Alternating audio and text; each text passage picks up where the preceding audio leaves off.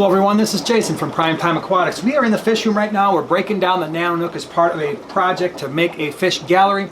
And I get this question a lot, so I wanted to shoot this video while I'm doing it, and that is how to catch fish in your aquarium. What's the easiest way, especially if you've got a planted tank? Well, today we've got fish in here. These are volcano tetras. They're pretty rare fish and they are awesome. And we're going to be moving these fish out of this 20 gallon, putting them in a 40. Now, here's what you need, or at least what we use. We're going to use not one, but 2 nets.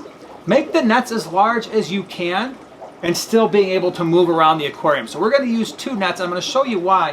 One of the nets is going to be used for catching the fish. The other one is going to be used for kind of slowly, gently guiding the fish into the area where the catch net exists. That's going to save you a lot of time. I always tell people use 2 nets. Now keep in mind, we catch literally thousands of fish over the course of a month or two because we sell a lot of our fish at swaps and we bring in thousands every 4 to 6 weeks. So not a rookie here, 2 nets is the way to go.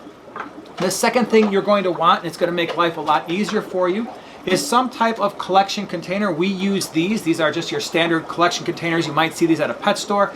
I like these for 2 reasons. Reason number 1 is they're clear, so you can actually see the fish, and especially for those of you who are breeding fish, you're trying to catch out small fry, or you're trying to observe the fish that you catch, clear is the way to go, as opposed to, like, let's say a bucket. The other thing I love is it's got this hook, and so it can just latch right onto the side of the tank like this.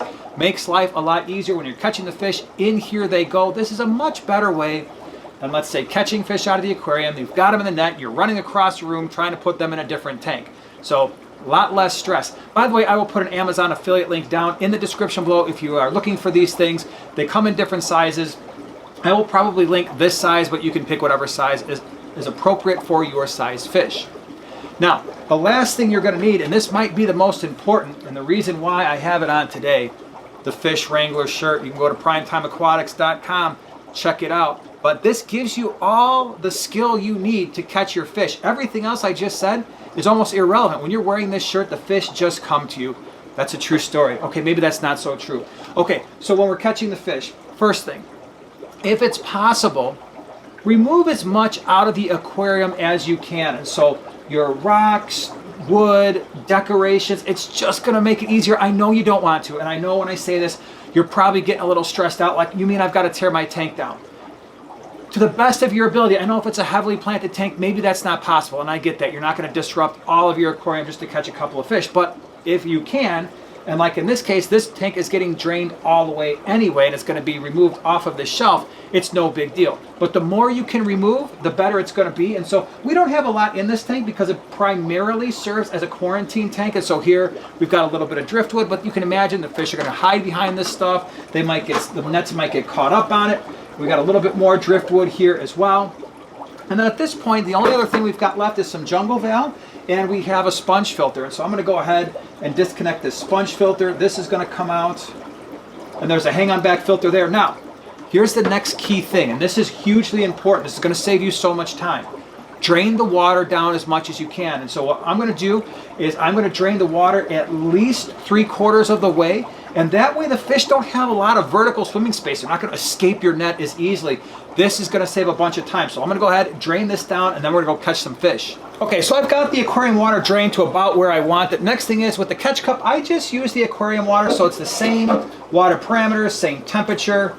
This will be enough at least to get our fish temporarily in here and then into their new home. And so again, 2 nets. Now, what I'm going to do here is we've got a whole bunch of fish, and right now, luckily, they are right over here, as you can see. So I'm going to put this net in over here, and then we're just going to go ahead and move the fish over to this side using the 2 nets, and they just often swim right in. So here's a couple, here's another one. We'll leave those in there. I always close the net like this so they don't jump out. There's 2 of them, and I believe there are at least 11 in here. There's one that's in the net right there. And so we've already got 3.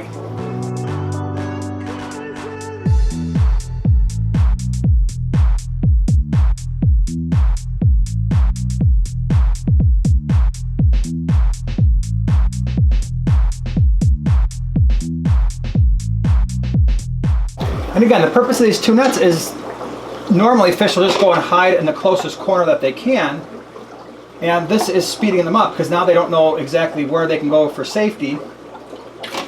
And even if you're not catching them in both, we're scooping them out 1 or 2 at a time, sometimes 3 at a time here. And with one net, this would take a lot longer. It'd be a lot more frustrating for you.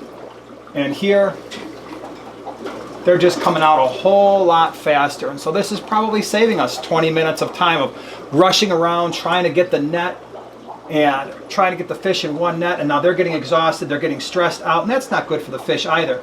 So the less you can impact these guys, the better off you're going to be. And I think, at least in terms of the volcano tetras, that's it. I know we've got one crebensis in here, and we'll get him later because that's not my main concern. But there you have it. And so that whole process, it didn't take long. We've got all of our fish right here. They're going to go in their new tank. All right, so this is going to be the volcano tetra's new home for right now. Like I said, these are really rare fish. They're going to be in here with some Congo tetras, a few Egyptian mouth brooders, and a couple of Harlequin rasboras, but they should be just fine in here for the amount of time they're going to be in here. They're about the same size. And there they go. And so they're getting more space. They're getting twice as much space as they're used to. A little bit more security in terms of the rocks and the wood. And it'll be interesting to see how they do in this group. It'll take a little while for everybody to get used to one another. But it's a big enough group where I don't anticipate any bullying issues or anything like that.